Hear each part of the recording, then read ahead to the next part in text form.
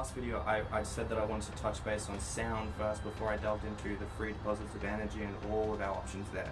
So the reason why sound is even important and why I'm bringing it up is for the reasons as follows. So sound is basically the very fabric and tissue of our cosmos and our universe, our reality. It fits in with what string theory is, which is Michio Kaku's leading theory. String theory at its very crux is a way to describe things at a very subatomic level. Everything is held together like minute little solar systems of atoms, and they're all oscillating, vibrating in a certain way. And this vibration of particles and atoms and this creation of solar systems of atoms and subatomic particles is what we collectively see and augment as our reality today. But what the problem is that we're taking the materialistic components of our reality as the primary source or the primary realm or the primary point of interest, when in reality, especially looking at a lot of the older cultures, pretty much every culture before the current one, all recognized and understood the intricacies of energy and how it works at a very subatomic level, meaning that they recognized, they were very spiritual people, and they recognized that the materialistic components of this world is very secondary to the parts of this world that we don't see and understand at this point in time. And that's what we kind of perceive as the spiritual realm. And all the ancients were very aware of this. We can see them in all those hieroglyphs and a lot of the artifacts that are passed down. Back into the good stuff. So sound, how and why, what is the purpose, like why is it even important? And the reason why it's important is because sound literally is form. You have to ask yourself, how has everything come to be? In all the Bibles they describe it as, in the beginning there was the Word, and the Word was God, etc. They're all talking about this sound, this frequency that's kind of holding everything in form and vibration. And I want to just share with you a few speculations on that. So you can already see that if you were to place a frequency or a speaker at a base with a cardboard or some sort of plate on top of it and sprinkled some sand or some crystals or some salt on the top, they would all be randomly displaced on the top of that plate. But the minute that you put frequency of sound through those particles, boom, they jump into complete symmetrical geometric shapes. And the higher the frequency that you play or that is exposed to, the more complex these geometrical shapes become. So we can see that from random fluids or particles, sound is what formulates the dimensions of what's going on. We could see this also with water. Playing sound through water is very interesting. You can get a lot of cool examples on YouTube as well. Even just attaching a hose just from the top and the bottom of a speaker and playing a certain frequency out of it, the physical form of it is completely manipulated. It can look like it is either reversing or going forward in time or freezing in time, depending on what frequency or vibration you expose it to. So you can just see how much of an influence that sound plays a role in our reality that we don't understand, or that we haven't had a holistic understanding up until this point. Now, one thing also noteworthy with sound is that it is an endless energy source, meaning that sound and vibration can be converted into energy. And one of the, if you like, the real basics of the universe, quantum physics thinks are a quark. Okay? Right. A quark, a single unit, a single nothing. A quark is made up of two units which vibrate. Yes. Okay, think of our light and our sound that we were talking about earlier on. Okay? Got Because they vibrate, they are pure energy, pure frequency. Right. But they give the impression of being matter by creating the vibration which creates a physical response. As you know, Mother Nature uses all kinds of mathematical languages. That when we go to understand physical phenomena, we generally find that there's some sort of mathematical underpinning to whatever the phenomena is. There's all sorts of examples in the same video of this guy talking about Egypt, that things, no matter what material they are just floating around in the air. This is all consequence to the natural vibration of these particles at a subatomic level. Is that cool or what?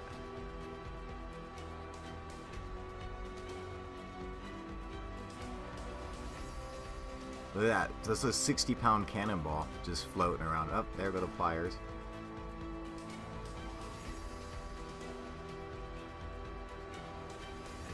It's spinning like that. Isn't that cool? It's trying to get up there. You see, he's like messing with the dials and stuff, trying to make it like lift it up, but I'm sure he would work it out. See, he's just like a regular. He's crazy looking too, man. This guy's cool. Look how it's fused in like that. Now, I'm not saying the Hutchinson's effect didn't. Look at that. Not fucking crazy. I'm not saying it had something to do with ancient Egypt, although it could have. I just figured you guys should check this out because it's fucking cool. Now, he got in trouble from making, like, when he first started, he was making stuff in his neighbor's house, like, float. And so the government came to, like, shut him down or whatever. But he ended up just going off grid totally. It just runs everything himself, all his power and everything, so there's nothing they can do about it. This is cool. They were setting up an experiment to try to make something move on the first yellow crate, and then all of a sudden on the floor and back, a sponge just lifted up, and they're like, "Oh man, they didn't get to see it. The cameraman saw it." And but they were in there getting everything ready, and he was just, like, dialing the machine in, and a fucking sponge just took off. These are some of his homemade batteries, man. This is really cool.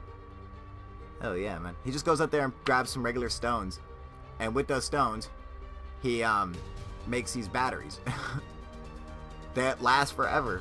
They don't run out. He's like, they last as long as minerals last, or whatever, a couple thousand years or whatever. Isn't that neat? That dude's bad as fuck, man. The characteristics of our molecules and our world are really all held together by vibration and sound. And it's very interesting also to note that with sound, when you clash two sounds together, or multiple frequencies together, what you get is a beat when you clash them together. And what's really interesting is, have you ever asked yourself what your heart is responding to? And what your heart is responding to, in my humble opinion, my speculation, is that this universal musical material, this frequency that is playing throughout the cosmos, that is holding everything in geometrical shape, this frequency that's constantly playing out, and the frequency, or the amplification of you and your sound as a person and a soul, and that collision of sound waves is creating the heartbeat that your heart actually runs off. You can also see that the more experimental parts of this sort of study is all sorts of shape-shifting things. You can literally see how different the geometrical shapes jump from different notes to different notes as they're played. And so you can actually see how different the physical form of things can become when exposed to different sounds and different frequencies. So just in a general sense, before we begin talking about any type of free energy and any type of new ideas from this point, it's really important just to understand that we're all sharing this same beat, the same response to the same force. Everything that lives and has a heartbeat and that is conscious, which is everything that we can see, is all deriving its life force from the same frequency, the same life force, and that's often described as God and whatnot. In Bibles, it's just the connective tissue, the vibration that holds us all here.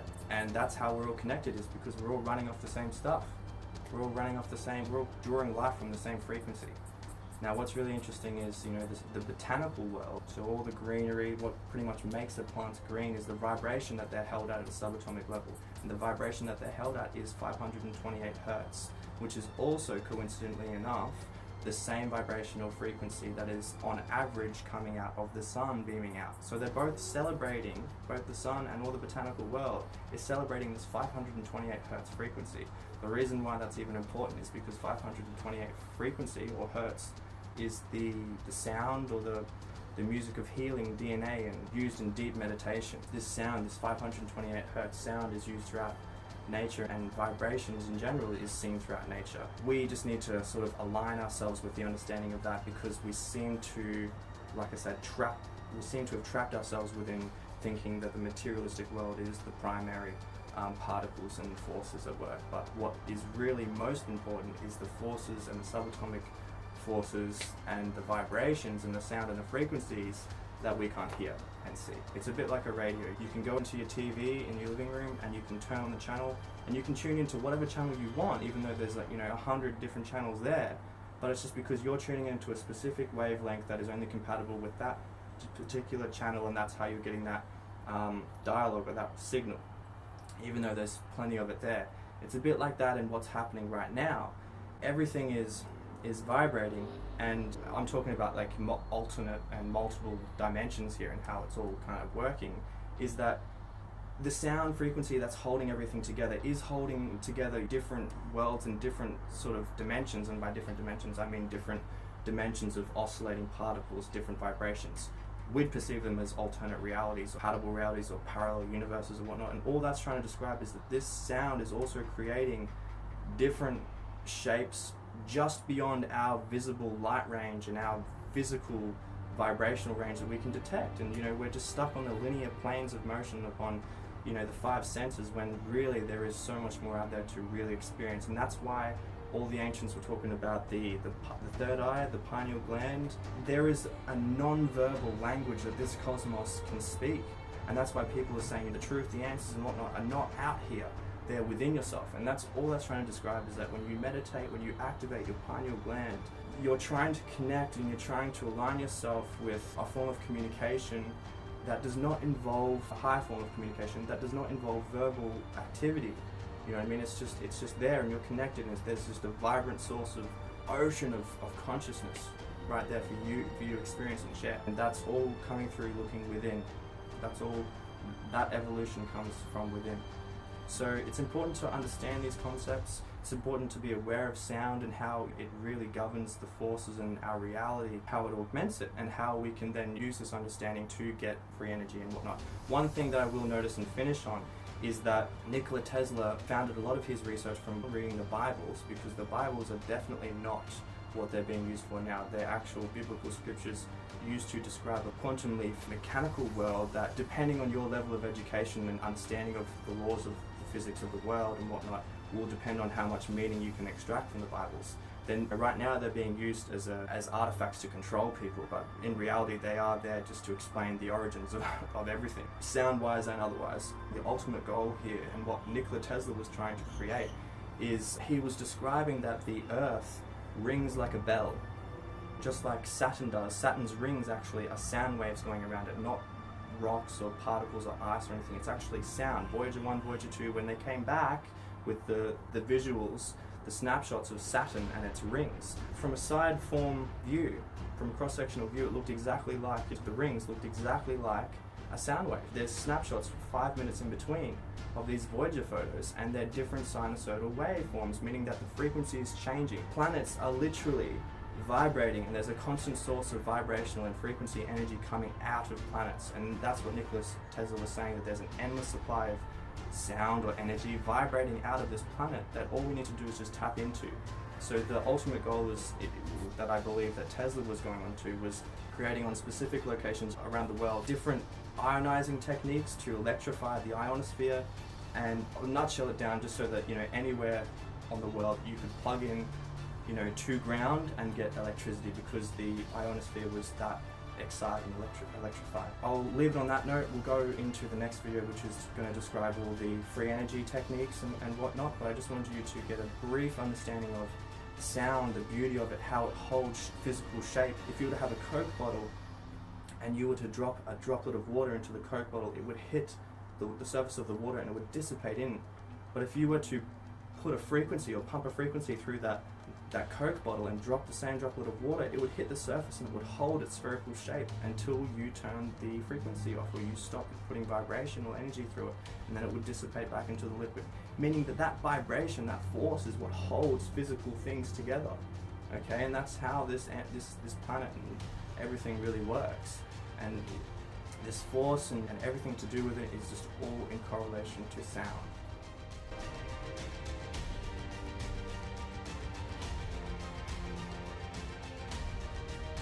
Those of you that are interested in the Big Bang and how the cosmos, the origins, etc., look up solar luminescence, and that's found and described in a Nikola Tesla talk that I can link. It was first founded by observing dolphins very deep underwater, and they would vibrate their fins in such a way that they would create these light balls, these bubbles of light underneath the water. And like I said, look into it, you can find the answers there. We're breathing the result of the vibration and the reception of light signals that are coming from the sun. The electrons that are coming off the sun are actually taken in the energy and transformed via the blade of grass, or all of the botanical world pretty much is celebrating with chlorophyll the sun's energy, and it's transforming that energy into oxygen that we breathe to keep us alive.